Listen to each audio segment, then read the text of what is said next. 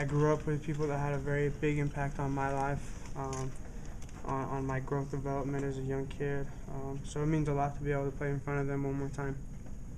Did you grow up an Aggie fan or a Cougar fan? Or what? We were always going to the games, playing at the games and stuff like that. I was more of an Aggie basketball fan than any sport in particular up there.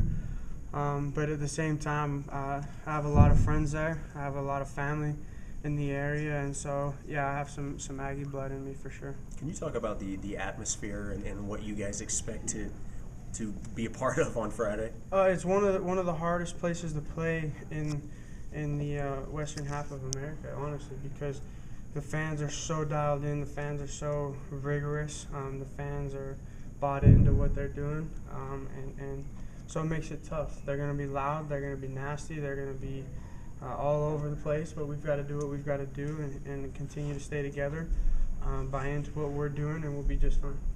Why is there so much hostility? And I don't know if you'd call it hate or anger emanating from it's a rivalry game, and I think the rivalry, especially in the last couple of years, has really revamped itself. Utah State has had a great tradition, and they're a great team. We respect them. We know that they're going to come play hard, be a physical team, and really try to take it right down to the wire. I mean, you look at the last 3-4 years, it's been right down to the wire with them, just like the Utah game. So I don't know if it's hate, but it's just a rivalry game, and that's what happens in rivalry games. When you were getting recruited, it was probably more acceptable, right, back in Cache Valley if you didn't go to Utah State. They weren't as strong. Do you get any inclination it's tougher for a kid now to leave that? I don't think so. I mean, if a kid has an opportunity to go play, people are going to be happy for him. I've been lucky to have tremendous support from family and friends in Cache Valley. Obviously, they would have loved for me to play at Utah State, and it would have been a cool experience, but I've loved every second I've had at BYU. I've grown so much, thankful to the coaches, thankful to everyone around me, and I wouldn't trade it for the world. That doesn't mean I still have some Aggie blood, like I said, but at the same time, I'm through and through a Cougar. From what you've seen, what have been your impressions of this year's version of the Aggies? They're a great team. They every dude tries their very, very best on every play. They've lost a couple games that are really close, and so we have to be prepared for anything, and we know they're going to come play hard, and we're going to try to do the same.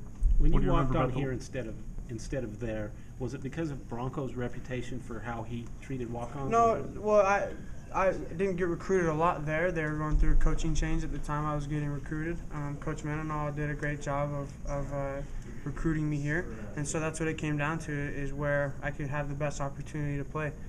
Coach Anderson did a great job up there and is now doing a great job at Wisconsin, and Coach Wells is picked up right where Coach Anderson left off, and so I'm happy for them, but at the same time, it's a game that I really, really want to win, and not only I really want to win, but this whole team really wants to win. What do you remember about the last time you guys went to Logan? Is the whole atmosphere? It left a bad taste in my mouth. I mean, we lost to a team that outplayed us. Plain and simple, they outplayed us that night. But I mean, the return that I had didn't mean a whole lot. In the game setting, it was one of the better plays in the game, but we weren't able to win, and so it didn't mean very much. JD, you talk about returns. You had your ups and downs last week. Coach came out publicly, gave you full support. What does that do for you, having him publicly give you a vote of confidence? It means a lot, because he could have easily taken me out. He could have easily lost confidence in me. And so it boosts my confidence tremendously to have him continue to have my back. And that's what every coach here does. They know we're going to make mistakes. They continue to try to lift us up and correct us at the same time. But it's, at the same time, to have Coach Mendenhall's confidence in me like that means a whole lot. What are some of the similarities and maybe the differences in the Utah State and the Utah rivalry games? They're both hostile environments. It's going to be loud. It's going to be crazy. The fans are going to be all over us, and that's what we love. We love to compete in environments like that. We love to go in and play our very best when we play tough opponents. And so it's going to be a hostile environment, but at the same time, it's going to be a game that's going to have a lot of emotion, and we got to be able to keep that in check and just execute, and we'll be just fine. Do you watch much tape on returns? Sure. Really doing offense? What do you look for? Well, first off, I look at their kicker, what he does. I look at their cover guys and see who's their best cover guy, and then go from there. But once we get into game day, it's all about feel and catching the ball first, which I obviously didn't do a great job of last week. and that falls completely on my shoulders.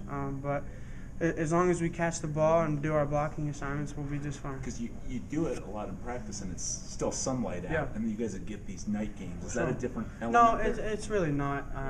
For me to say that the night or whatever, the left-footed kicker had an influence would be false. I still have to catch the ball. So.